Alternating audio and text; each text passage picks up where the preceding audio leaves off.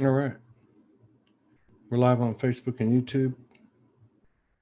Third show of the day. We got James Greenshields in. See what he's been up to.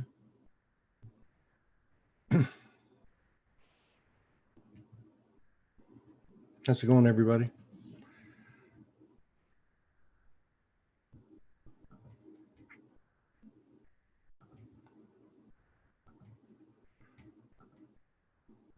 We'll bring it right on right after the intro.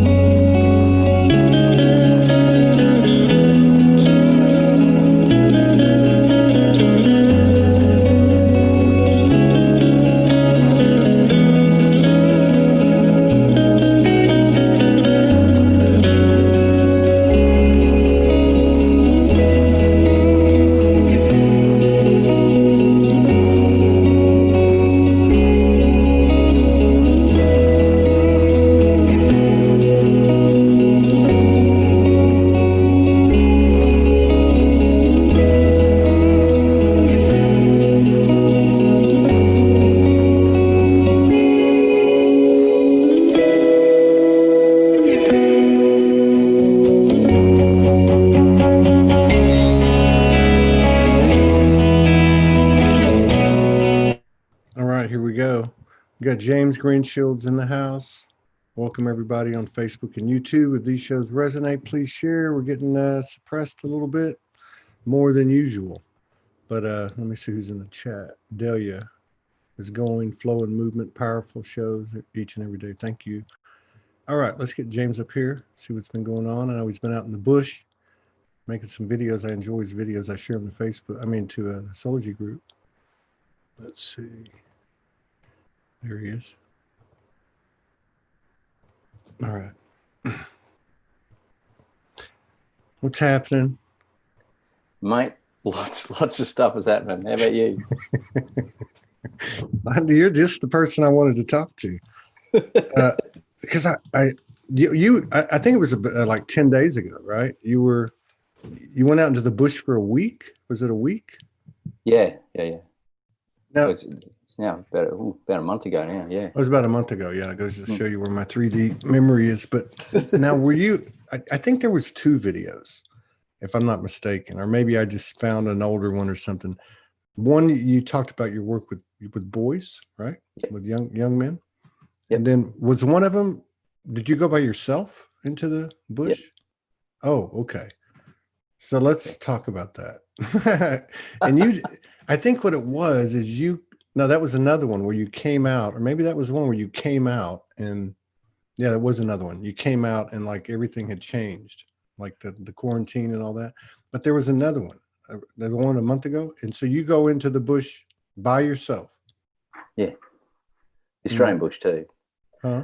All my American mates don't like that because they reckon everything in the Australian bush is there to kill you. But it's a fascinating place. Our as is yours. I mean, I spent some amazing time in the Arizona desert with American Indian in a medicine circle before. Similar environment, right? That red rock. Sort of like that was very much our outback is where Arizona is, whereas I'm in dense rainforest here, so it's almost chalk and cheese. But I just got a real sense to go bush on my own and take myself off food so that I could get really, really clear. So you didn't eat either when you went? No. Whoa! For how long? Yeah, I just 7 days. 7 days. You fasted for 7 days in the bush, or in the in the bush in the rainforest. Yeah. That's awesome, man. That's like just, that's just, I spent 3 days in a pyramid this friend of mine built. and I fasted. I actually spent 9 days, but I fasted three of those days, and it was pretty extraordinary. That's the first time I've ever fasted that I did it, that actually stayed with it. So you were 7 days, and what? No phone, no nothing. I mean, just you and the universe, you and the me and the bush and the universe. Yeah. So what was that and like? It was hilarious. Like on the third night, I got this. I was doing a lot of healing throughout, and on the third night, something came to me, and it was quite profound because the realization, the only difference between me and everything else around me in the bush and all the animals and everything, the only difference between me and it is I'm the only one who thinks I'm separate. And it was just like this dawning. You know how you can know something cognitively, but when your heart space gets it, there's just this whole new shift. And yeah, it was like I found this little path in my normal place, got blocked off by a massive tree that just fell down and crossed the track, so I couldn't get in. And so I backtrack and I go, okay, what have I been shown? Where am I meant to go? And I parked on the side of the road, and there was this small open area there. I don't want to park at the side of the road. But then I noticed this little goat track and this really, really small path down into the bush, and I only went off about 50 meters, but it opened into this beautiful little tiny grove that was literally 5 meters by 5 meters. And I accidentally bumped into this gorgeous golden orb spider, which is about the size of my hand. And I knocked a web and everything when I was stumbling my way in to bring all my gear in, or bring my pack and stuff in. And like I went back and apologized to her, but within like my time of setting up the camp, and then I sat and I looked back, and within that time she'd sealed off the path in, and it was like the feminine had just closed me in, and I didn't move any more than 5 square meters for the whole 7 days. You didn't? No. You stayed in that same spot. Yeah. You didn't go like on a walkabout. And it was damn. No. What do you do? Sometimes I do. If I go, but I mean, what do you do? What did you like? I don't know, because I've never done that. I mean, I walked the streets for 2 years and I could walk places, but to be in a space like that, I can appreciate that because I'm really into nature. But like, I can't imagine 7 days of not eating. Did you get hungry? No, the eating was the easiest part. Not eating was the easiest part. But because I was on a fast, my body temperature, like I sometimes struggle to regulate my body temperature, so I've got to become very conscious of it. And because it was really cold, I picked the stupidest time to do it. Really? Because it's wintertime down there, right? Yeah. So I was sitting out quite regularly meditating, and I had my sleeping bag on me and my granny blanket, and like if anyone had to pass me, they would have thought like I was some weirdo. Probably did anyway. But that was the hardest part, was my body temperature going down. And like quite regularly, you know, I came up and went, right, I've come to day 6. I can get Kirsty in now, and I've done 6 days. But I realized I knew I had to go bush, and 7 days came to me, and I knew I had to do 7 days. And when this whole like mental process and the mental movies could come up, any time I thought, I'd stuffed actually my water, I'd actually polluted my water accidentally in tipping an old jerry into a new jerry, and because I wasn't consciously doing it. And I'm looking at the polluted water going, I've got 2 days to go, and I've just polluted my water supply. I can just get Kirsty to come pull me out, because, you know, I just need water. And that anytime I came out of the present moment and I wasn't consciously grounded, then a thought like that could come up. But every time that I was constantly present, then there was no thought like that. It was sitting there so regularly, just looking into the bush and just feeling completely at home. And then the feminine spirits, like we've got a lot of ancient spirits of this land, and I was in deep sadness with them on my last morning. But it wasn't. It was a different sadness. It wasn't, oh bugger, everything's stuffed sadness. Yeah. It was just a purification sadness. It was the tears that needed to flow to generate the new. And there was no shaming, or there was no guilt about that. There was like a oneness to just commune, to share, to grieve, and to, through the grieving process, regenerate the new. And there was just this deep knowledge, and it was like I was, you know, we're doing some work at the moment. We're looking to do some work with the Northern Tribes of Australia, one of the Northern Tribes of Australia, to help them go back and open their land again to heal, because a lot of our tribes have been severed from their country, their tongue and their first land, and therefore they're dreaming. You do that to an Indigenous person, you sever their dreaming. And so no wonder we have so many health issues, mental health issues, and societal issues with First People because of that severance. And we're looking at doing that. And I just felt the power and the pull and the acknowledgement that the necessity of this work being done in its purity, and no shame, no guilt, just where are we? Where do we want to be? What's our first step? And our first step is to commune, to do the grieving that we need to do, to then liberate ourselves to move forward. And that was a real massive message for me. Man, do you feel like you were doing work for the collective? Because it feels like you were. Yeah. Yeah. And again, like, brother, I just came out of the bush last weekend with a bunch of young men, and one amazing young man saw his mate. His mate was trying to get home. He's like, he at the moment's 13, so it's a few years ago. His mate was trying to get home, and he was ungrounded, and he said, just wait. And he said, no. And he ran across the road and bang, straight in front of a bus. And the guy's alive, but he'll never get out of a wheelchair. And so this 13-year-old's grief and guilt about not being able to stop this young man, his mate. He's like, he's completely deserted his mate. And he went into that, the not only the grief and the guilt, because remember, guilt's anger turned inwards, but he went into the anger at the young man for doing that as well. And he just released this massive thing. And like, the tears are flowing from all the men in the circle that are holding space. The tears are flowing. And he just sent shockwaves through this place. Damn. And again, it was the campsite that we got was this, it was a vaginal canal that came down, this little opening into this womb, and then the men are in it. And that's the center is our kitchen, our campfire. The young guys decided to camp on the side of the hill. Don't ever camp on the side of the hill, because you end up down the bottom of it by morning, and you don't have a good sleep. Well, they had to find that out themselves. I'm not going to tell them that. They need to find it out themselves. Yeah. So they did all this processing. It was really raw, and it's like there is so much stuff happening. You know yourself, there's so much stuff happening to heal a collective. God.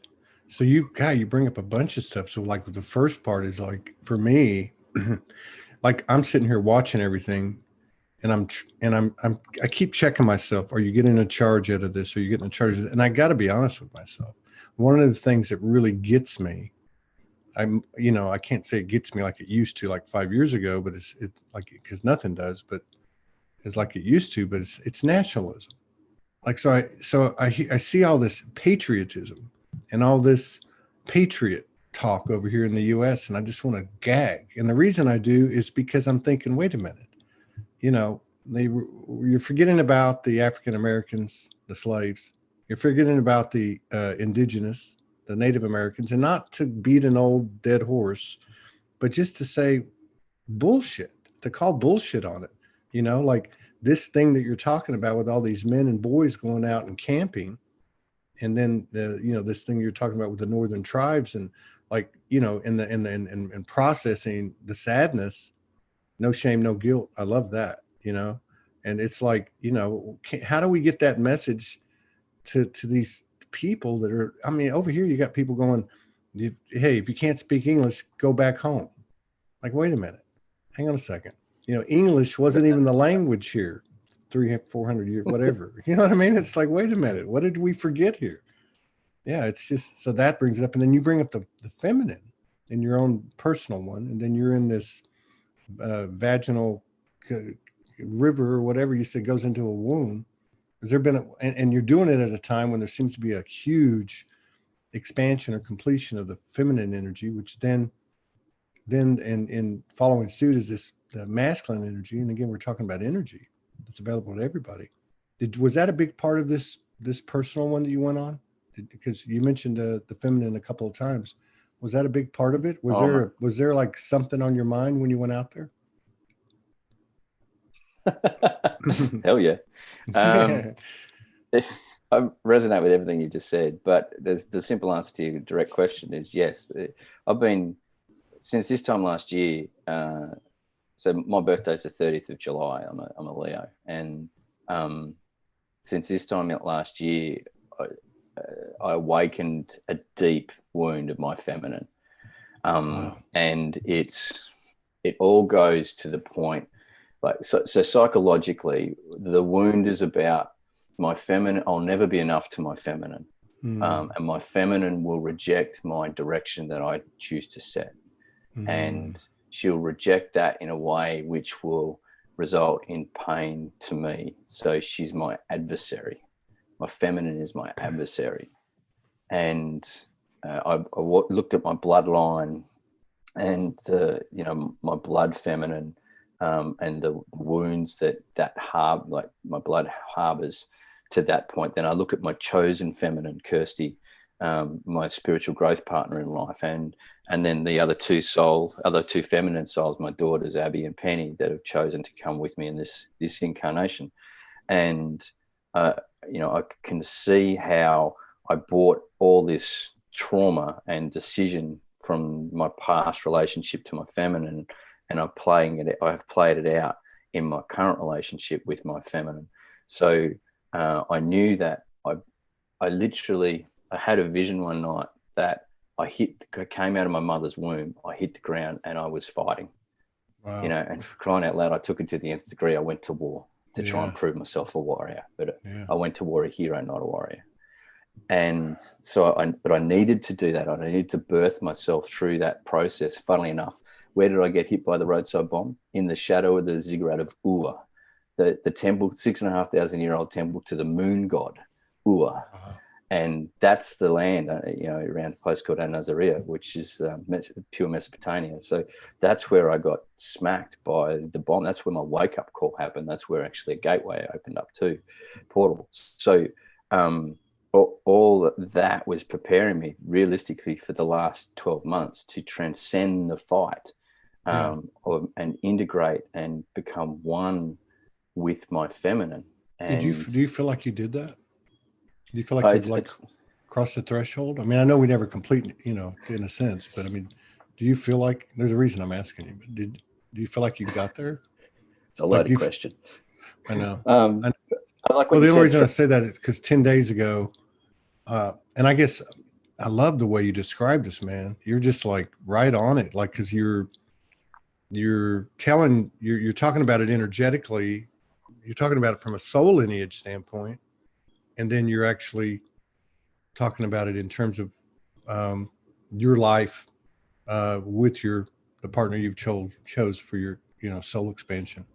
But what I was going to say is about 10 days ago, I came to a point where, and I think it would I don't know how far it would go back. I don't know.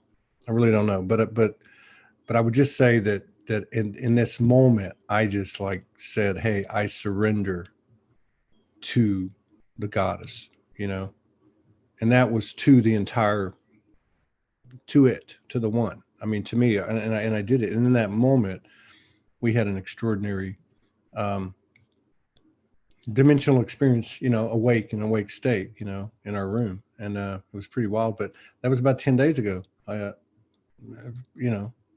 you were what, a month ago going through this? Yeah. Wow. And I love what you said about the threshold, because, when you cross a threshold, then a new dimension opens up, and you enter a new room when you cross a threshold.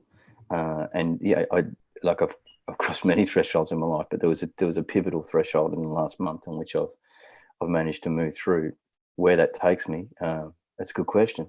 But I keep going back to the point of, just focus on the integration in the here and now, and the future will be, attracted in the way it's meant to. Yeah. That's some deep stuff, man. You're like, like both of you, like I did that show with Kirsty the other day, and she just like that hour just went by, and I was like, what the hell just happened? I mean, it was like a total activation. It's a lot like talking to Morgan, right? I know, man. And I had just gone through that thing Wow. right before I probably talked about it on that show, but yeah, there's something about, I don't know, man. We've been talking about it in the shows, since then. People just come on. This guy came on today talking about it, David Manning, and just talking about, I don't know, the way I would put it's like really, I can't say it the way you did. I can't say it that well, but I realized at some point that it was actually my own feminine and within myself, which was trippy, because then I'm laying with her like 2 nights ago, and I'm like, I could feel us merging, which is not uncommon. I could feel like organ to organ, heart to heart. I'm like, wow, this is trippy. And then I'm looking around and she's not even there. And I just hear like, almost like laughing, like, well, there is no one else.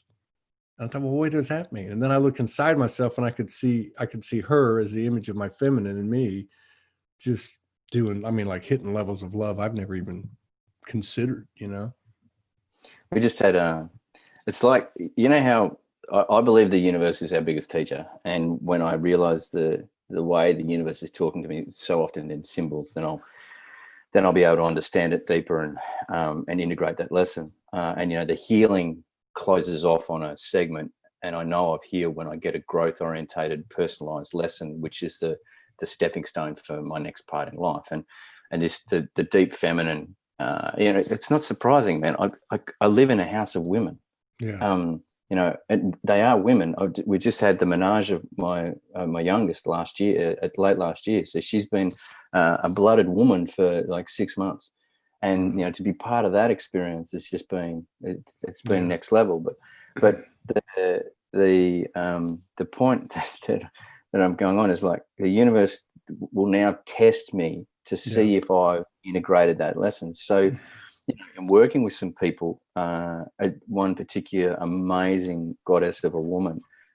We realized that in a past life we'd been lovers, and that brought up a whole lot of stuff between the two of us. She's married, I'm married, but in the process of bringing it up, some people that aren't necessarily of that consciousness go, oh, so what are you two going to do, go off and shag? It's like, no, you're not understanding. They go, well, that's what normal people do. Is it cool?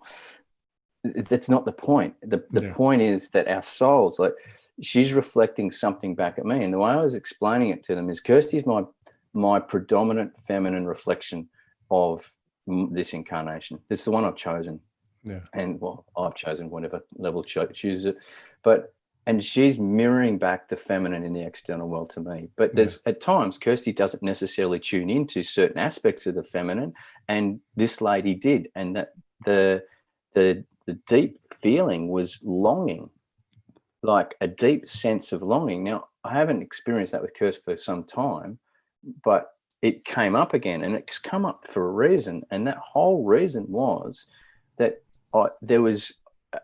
I'd stopped connecting to a part of my feminine. Yeah. I'd shut off from that internal feminine. Yeah. And her coming into my life and reflecting that so heavily back at me was a massive call to action for me to actually sit in and realize that I don't need actually Kirsty. And I've said this, we went through, like about 2 weeks ago, we went through our 50th divorce, where literally it's like, it was number 50.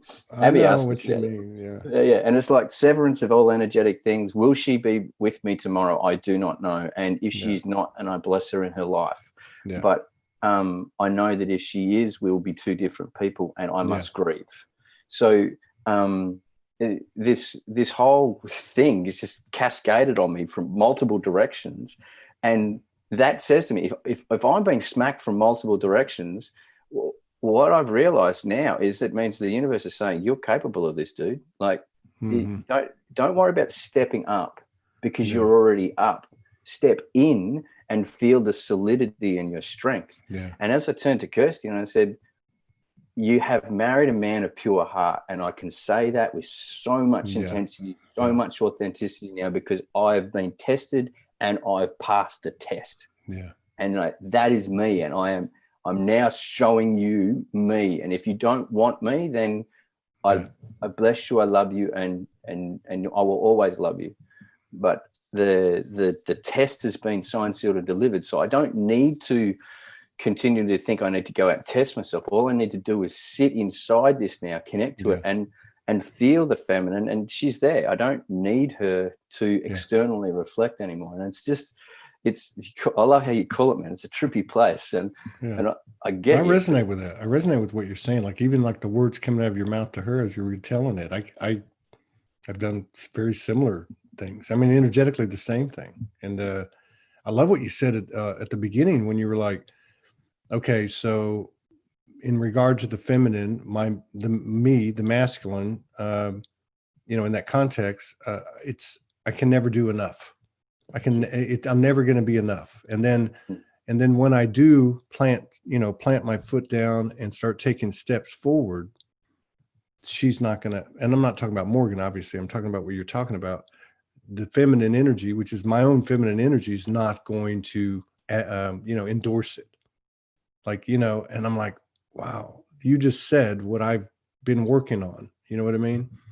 And I've kind of got to the place where you're at, because that's the first place I went was my heart. I was like, you know what? Intentions are everything. And I know my truth, so no matter what happens, but I learned something along the way. And Kirsty actually helped me verbalize this when I did the show with her. So there you go. There's no coincidences. Now I'm talking to you. And so what it was I started to notice, because I kept hearing this would be like leading up to June. I kept hearing, you got to hold space. You got to hold space. And so there was a lot of stuff going on. We were starting to have to move again, which has always been, a big challenge for Morgan because of her life experience. She's done, I watched her just get better and better and better with it, but still that stress of where are we going, where are we going to live, how are we going to make it, and all those things that play in your head. So that was happening. Then we did a radio show and all these people wanted a session with her, and that blew up, and something had to be put together. I mean, so there was all this stuff going on, and I was watching her, but I was also watching myself, like, okay, when things start to move, when the mood starts to swing, and I'm not talking about her, I'm talking about my own space. I want to make that clear. I would find myself reacting and judging, right? Like, oh, why are women like that? Whatever. And so what would happen was each time an incident occurred, I would react, but the next time a little bit less, and then a little bit less. And then the intel came in and it was like, hey, she flows. The feminine energy flows. It's not straight lines, it flows. And this world has judged her, really basically her cycle. Like week 1 is this, week 2 is this, week 3 is this, week 4 is this, and there's a micro to all of that. And the world is kind of like going, hey, why are you doing that? This is why we're in leadership roles. You're not emotionally stable, or, and what I realized was that this is what we suppressed, and ultimately in myself. So allow that emotional charge, which is a good thing, which is like part of manifesting or creating new energy. Allow it to flow. Allow it to flow. Just even if you don't understand it, that's the mystery. That's the void. That's the abyss. That's the womb. And once I got to that point, it was so easy for me to go, oh, okay. But what I didn't know was that it was me. I didn't realize that when I took away the judgment and I allowed the feminine I've incarnated to flow, that I actually released something in myself. And then it was like, balls out, from there. What allowed you to take away the judgment? What allowed me to? Yeah. Because I kept being told, hold space. And so what I did was I started to pay more attention, or maybe I had a higher awareness. What are you doing? So I went back to my first marriage, my second marriage. Now I'm with Morgan, and I was watching the patterns, right?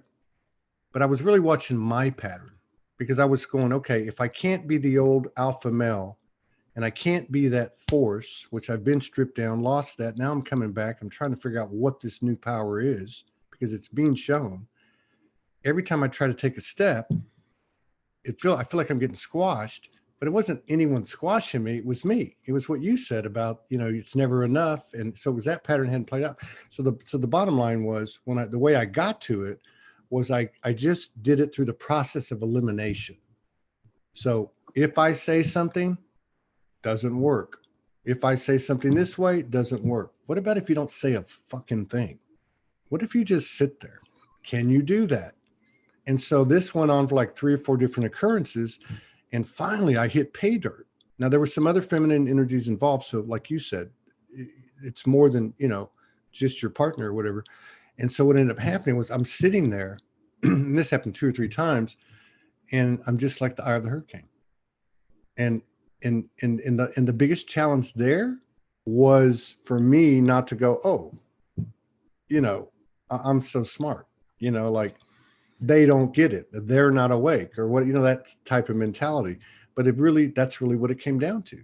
And what I ended up figuring out was that this war, if you want to call it that, or this conflict or this imbalance was in myself. And I know that sounds cliche and people talk about divine union within yourself and blah, blah, blah, blah, blah.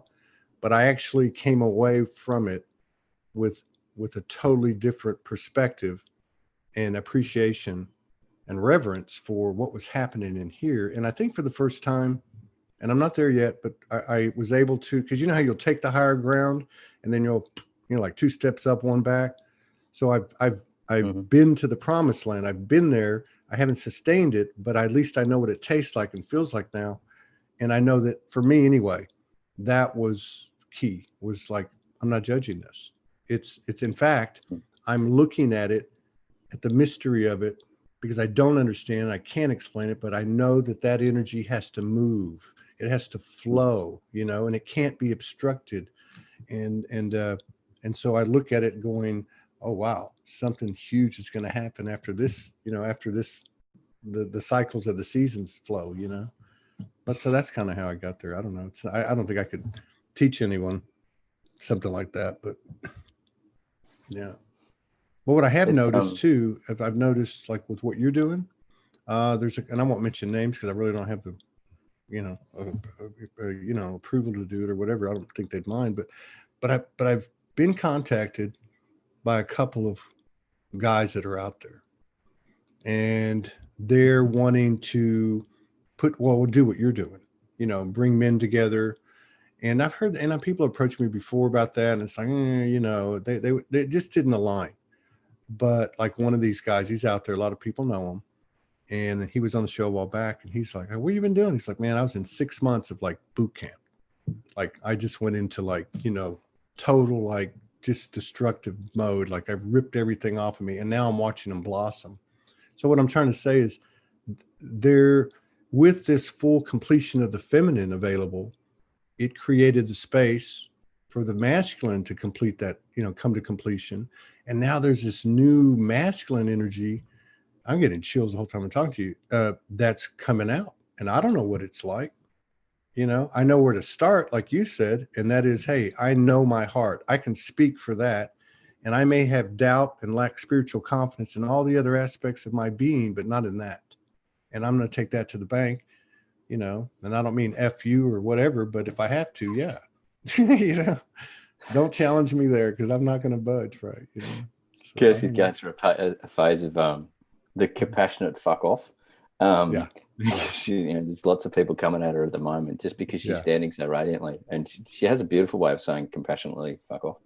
But I'm heading bush again next week with a bunch of men, and this time adult men, and I always get amused at watching who comes, and who reaches out, because I always interview anyone who wants to come, no matter what age. Anyone who wants to come on our programs, I always have a bit of a yart with them just to make sure that we resonate and that I can actually help them. And as one guy's finding out at the moment, that they're not after a savior, because lots of men will yell, especially when they're going into the feminine space. They'll yell for a savior, and it's like, dude, I'm not your savior. Yeah. I'm here to guide you along your way, and I'll show you a lot of doors, but you have to walk through the door. And, I've walked through my own doors. I'm still on my own journey, Mm-hmm. but I'm really interested in the guys that come. All guys that are coming out this time have done quite a considerable amount of work on themselves. Yeah. But it's that initial breaking into the thing that they think that the masculine, feminine type thing, and they're trying to connect to the masculine. It's really evident to see where they're going to go this time. Now, I've got a 4-day workshop, and I know the framework to it. But as anyone who's been on one of my workshops always laughs at me, because bugger all, any time do I actually follow a program, I go, yeah. That's go the with, feminine. that's the feminine. That's the feminine exactly part. Right. And that's what we need. Yeah. Yeah.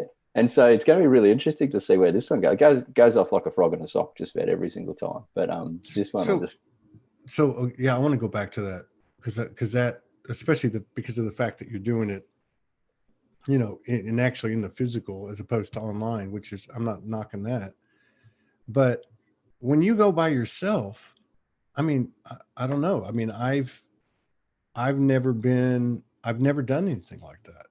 I mean, I walk in the streets and, not having money and like, where you're going to sleep. And, that's, I understand what the value of that was for me. But to go out and do you have a tent or you just sleep on the ground? When you go by yourself? it depends. I took a tent this time. Yeah. But I don't guess there's much difference. Like, I mean, maybe I haven't been exposed in this lifetime. There was a lot of rain and there was a lot of what? There's a lot of rain and a lot of wind. Oh, wow. See, I'd be thinking more about animals. I seem to attract animals when I'm out. Oh, yeah. And I'm not familiar with, I was looking at, Morgan and I were sitting in the garage last night, and I don't even know how it came up, but she showed me, the hell was it, man? It looked like a cross between a big rat and a bear. And it was really big. And she said they're real docile and they move real slow. Is it a wombat? Is that what it is? The hell is that? Like, and then you have the what is it, the koala bears, of course, the kangaroos.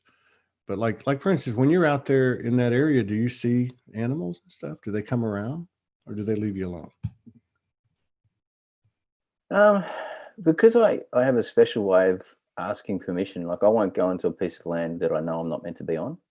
Oh, And what a lot of people like get upset about is Australian snakes and spiders, and the fact that I think we've got 9 out of the top 10 most deadly land snakes, of which a lot inhabit around here. But the snake, even if it comes in, there's a reason for it coming in. yeah. So there's a communion to it. But the thing is, because I ask and I go for a specific intention, and I set my intention so deeply, we don't have issues on any of our camps. Like, people wonder like how we do like the work that we do, and we'll put young people into isolation for 36 hours in the bush on their own.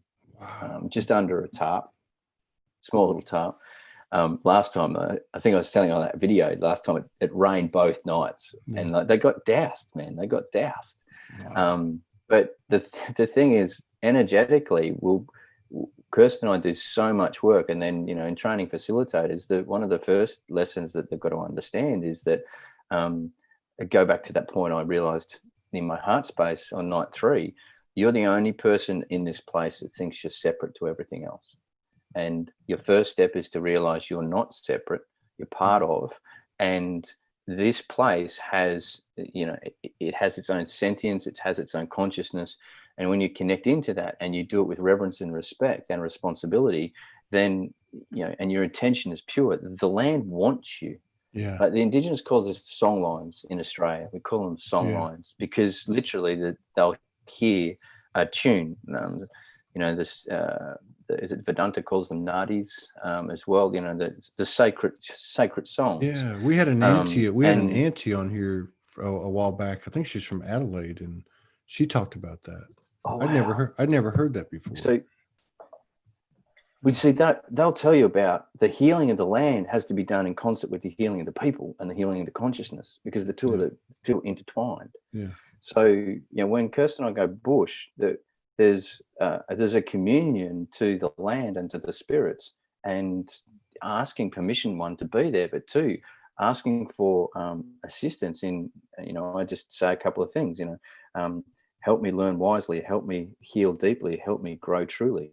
And, and in that, there's the pure of intention to it, that everything's always looked after. And if I bring fear into the equation, then that's simply another wound in which I can go into. And there's a lot of fear out there. It wasn't about the land, and it wasn't about anything in the bush.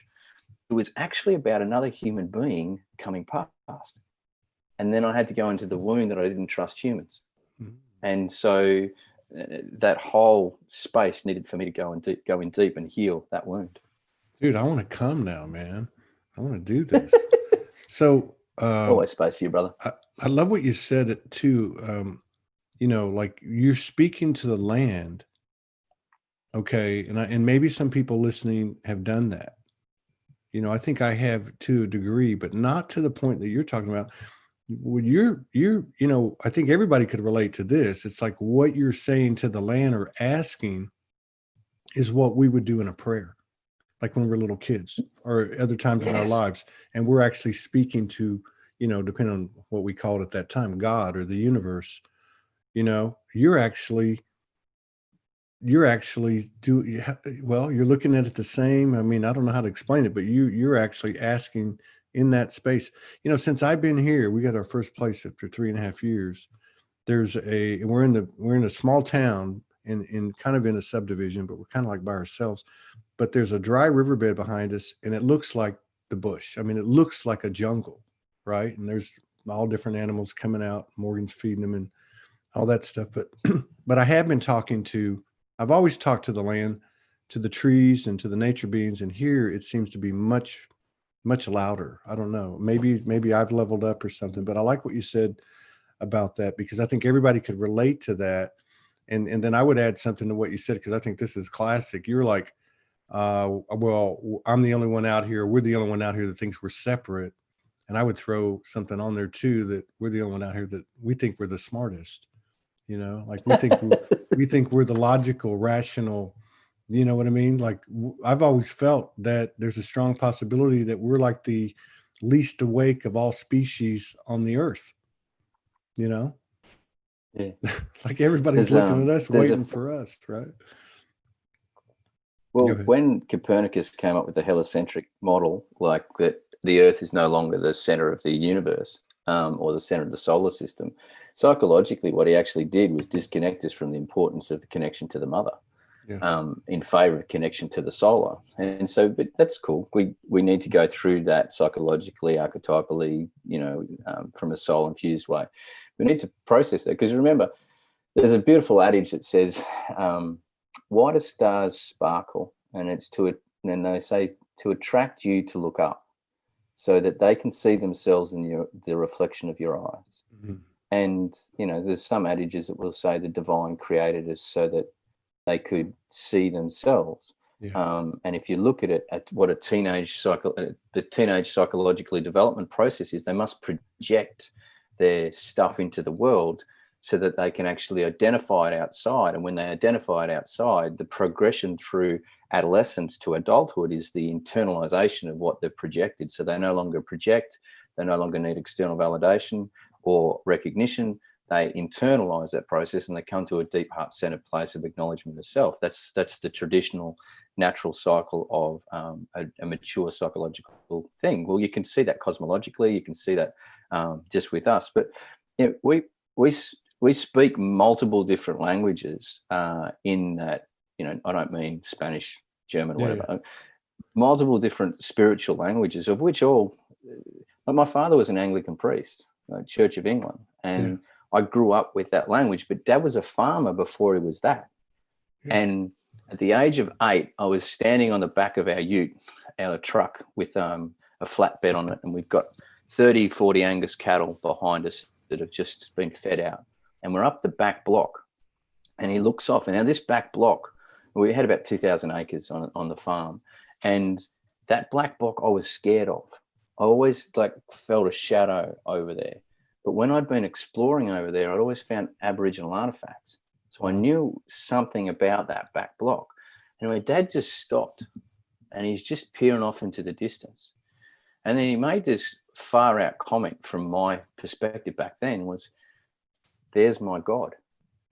Like, and that didn't fit into any of the religious education lessons that I've got, or, you know, any like church, like sermon or whatever. That was never said in any of that. And I was a bit confused, but I shut up.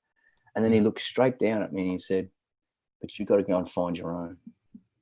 Wow. And like, I forgot about that conversation until I almost took my own life. So I was sitting on the couch going, I'm going to pass now. I've got to go because I'm bringing too much pain to the ones that I love, and everything I do is just a fuck up, and I'm just in too much pain myself. I've got to go. And then I remember that one conversation, and it was like a dawning of age to say, and it was a liberation. He said, find your own connection. And so, you know, yeah, cool. I do a little ceremony whenever I went, always on the land, even when I drive, you know, I'm always asking permission in everything I do.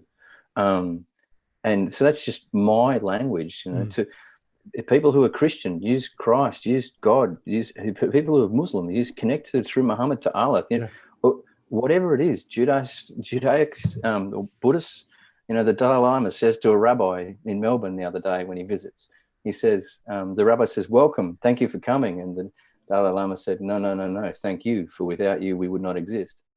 And he's talking about the genesis of Buddhism coming from the ancient Kabbalah. So, you know, people know the connection of all these things, and yet because of this need to be separate, you know, for a need to be separate so that I can actually be something and recognize me, remember who we are, all of a sudden brings everything back together. And you don't mind someone talking a different language, and you're actually intrigued because they're approaching it from a different angle, which can give you so much more of a richer understanding in you. If you want to understand Christianity, go to Buddhism. Get a deeper understanding of Buddhism, you understand the message of Christ so much sweeter. Yeah. Or just be open to looking at other things, right? I mean, yeah, that's cool about your dad, though, because my favorite movie is A River Runs Through It. You know, I don't know if you've ever seen that. It's actually based on a true story. It's Robert Redford directed it, and Brad Pitt's in it, and this other guy, and a bunch of people, whatever. But anyway, it's a true story about this preacher. He's a Methodist preacher in a small town in Montana, which is pretty, you know, much a natural setting. There's not a lot of people there.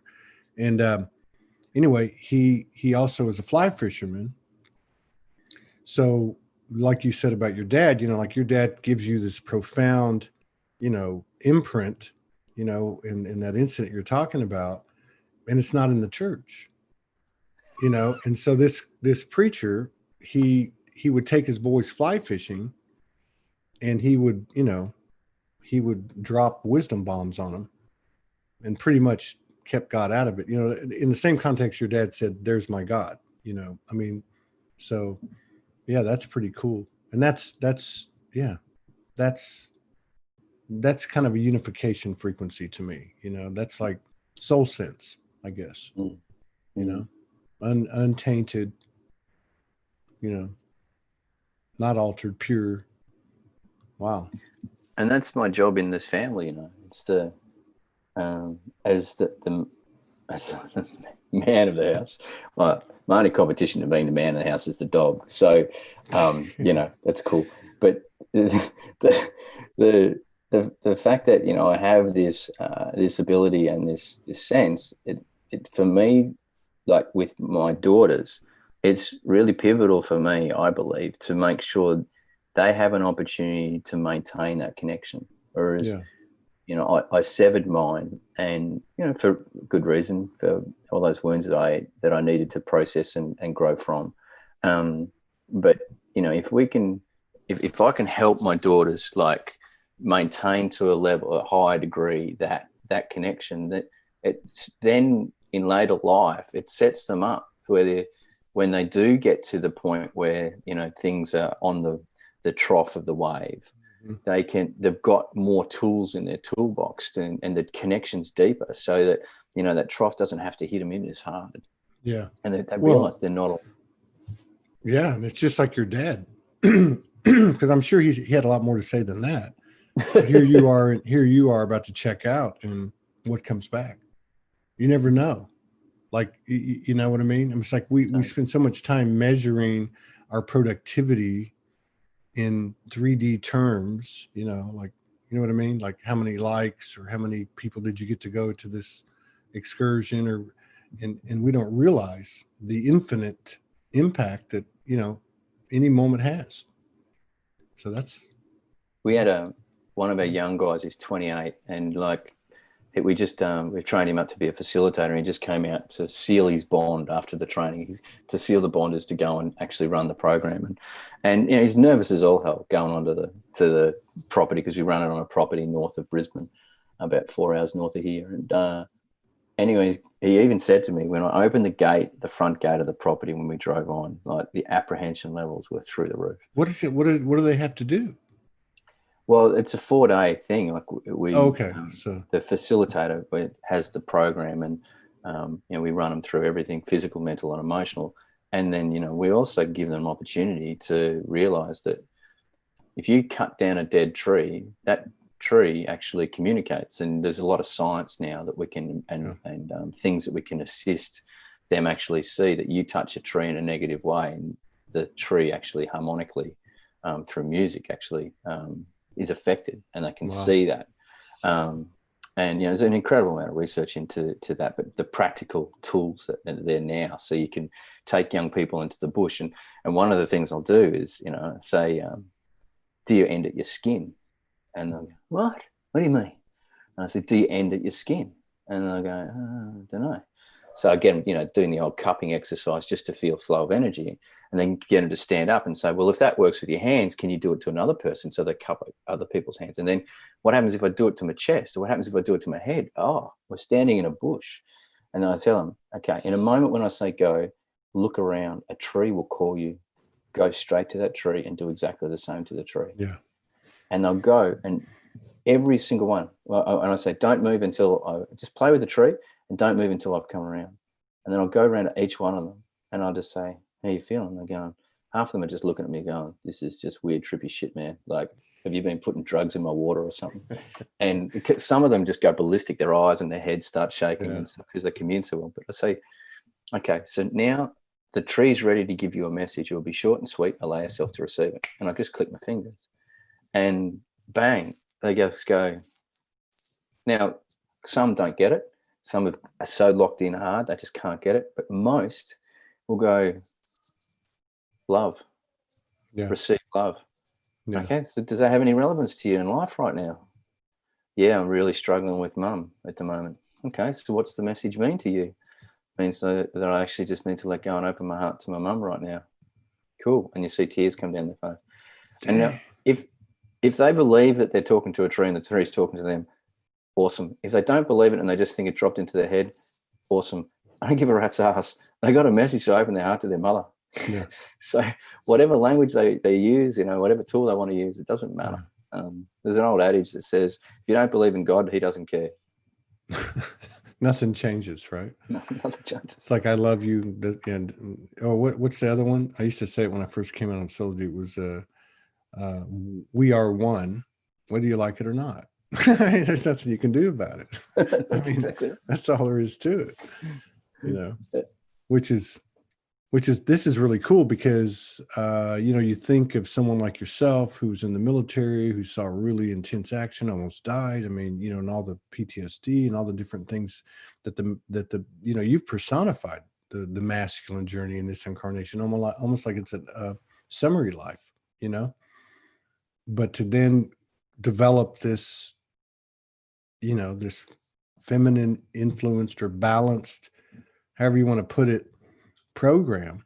I mean, you would think that you've got them out there doing obstacle courses and oorahs and, you know what I mean? Like a boot camp, but yeah, I guess it is a boot camp in a way, but not that hardcore, you know, check your sensitivity and your emotions at the door. Oh yeah. You know, bring your ego. Every physical activity I use, I do it to bring up an emotional response, as opposed to what the military used to teach us. Smash yourself so that you can build your character. At one point I turned around to an instructor, I said, I think my character's built enough. He didn't appreciate that. Yeah. Well, if you think about it, it's like self self-flagellation, what do you call it? You know, like the, in the old, self-flagellation. yeah. I mean, it's like, but at the same time, I can remember too, like, especially like junior high and early high school, you know, when I was playing sports and the impact, because it's similar, you know, you're the training, but the good things it brought to me that weren't, that are still with me, you know, even after I've been stripped down and trying to rebuild myself back up into whatever we're all becoming, you know, but yeah, that's very cool. I've not been in like say in a, you know, an all masculine group, and I don't even know how long. It's been a long time. And I can't imagine what the dynamics would be with everybody coming in with the same intention, you know, and the intuition and imagination aspect too, because that's opened up, you know, just the fact that you're going in and being open. Do you have a hard time finding these people, or do you already have a network over there? No, I don't do marketing or anything. I just, who comes. If a program doesn't run, a program doesn't run. You know, at the moment they're flooding in. So Wow. it shows you where the consciousness, the collective consciousness currently is. Yeah. You know, I personally believe at the moment that the modern men's movement needs to die, and it needs to be reborn, and we need to understand androgyny far more, because I think that's where, you know, I think our conversation for the first half hour was all about androgyny within, and that deep inner connection. And when I know, you know, the essence of a lot of the men's movement is to attempt to do that, but at the same time, I think a lot of it tries to shield you from the feminine. And I think we talked about this last time. The goddess can be a bitch. That's a really good point. Yeah, because part of my evolution in the case study that is my life and my relationship with Morgan and other people that I come across with my work, feminine energy, because most of them are feminine, I would be like, okay, I can't behave in this old, what I might call stereotypical way. You know, I can't be Fred Flintstone and Jackie Gleason and come home and, you know, beg for forgiveness, because because he'll go back to what you said at the beginning. I can't do anything right. You know, it's never going to be enough. Whatever I try to do, you know, I project that she doesn't, you know, endorse it or whatever. So I thought, okay, well, I can't do that anymore. So where does that leave me? Now I'm learning. And then I would look at the feminine and go, well, they're not going to be able to do that anymore. But the feminine's been attributed, you know? So, but again, I took it in myself, and I realized, you know what, this is all kind of integrating now, and you're right about that, because I think there's stepping stones to getting to a certain place, and I think you have to say, okay, I'm born in a man's body, da da da da, but at some point, yeah, it's inevitable. I mean, it has to be. Yeah. What a trippy place. Too true, brother.